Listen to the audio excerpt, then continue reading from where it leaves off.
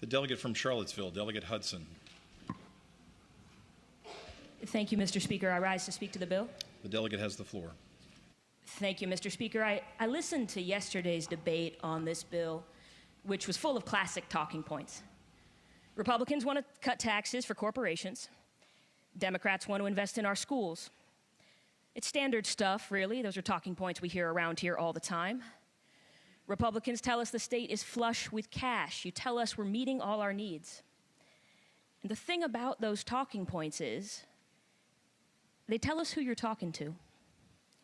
And it must not be my neighbors, because here's what they tell me. When I'm talking to parents with newborns, they tell me they don't know when they're going back to work because the wait list for childcare is 10 months long. The ones whose kids are old enough to go to school, they tell me they were late to work today because the bus that was supposed to pick their kids up rarely runs on time, because the district's short on drivers, because those jobs don't pay enough. When they get to school, those kids head into overcrowded classrooms, overflowing into trailers, because we've been told Virginia is $20 billion behind on school construction.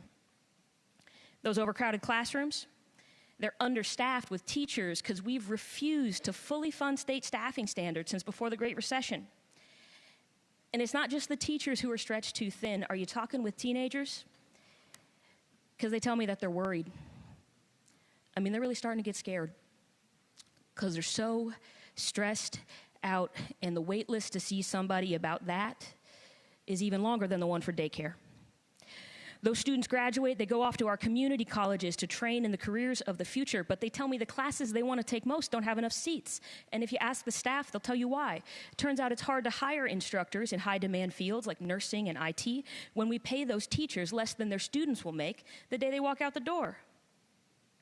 Now, we heard a tall tale yesterday about what those college grads are doing. The patron of this bill told us they're fleeing the state because our top marginal tax rate is 25 basis points too high. And I can't help but wonder, Mr. Speaker, who is he talking to? Have you ever heard a 20-something say that out loud? Here's what I hear from recent grads all the time. They tell me they can't afford to live near the new job they just got, so they spend hours in traffic every week since we've underinvested in transit for a generation. Mr. Speaker, I could go on the long neglected needs this body's been ignoring. We could talk about the thousands of disabled Virginians waiting for Medicaid waivers, or the hundreds of thousands living in understaffed nursing homes. Are we serving them well? Are we meeting their needs? Or do you just not bother talking to them? Nobody in this body thinks government can solve all our problems, but there are some things we have to buy together, like buses and teachers and schools. The kids struggling from COVID learning loss can't wander into class with their family's $50 tax cut and cash it in for extra tutor time. That's not how this works. Now, if you don't want to serve those needs, if you'd rather just ignore those problems, you can say so. Say they're not important. Say corporate profits come first, but don't act like they don't exist.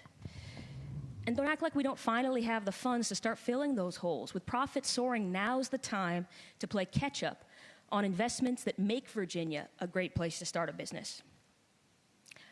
I'm not naive, Mr. Speaker. I know Republicans run this House. I know you have the votes to pass this bill. But as long as we have a voice, Democrats will use ours to make sure Virginians know that we can hear them, that we're here for them, and our work won't be done till we do right by them. Thank you, Mr. Speaker.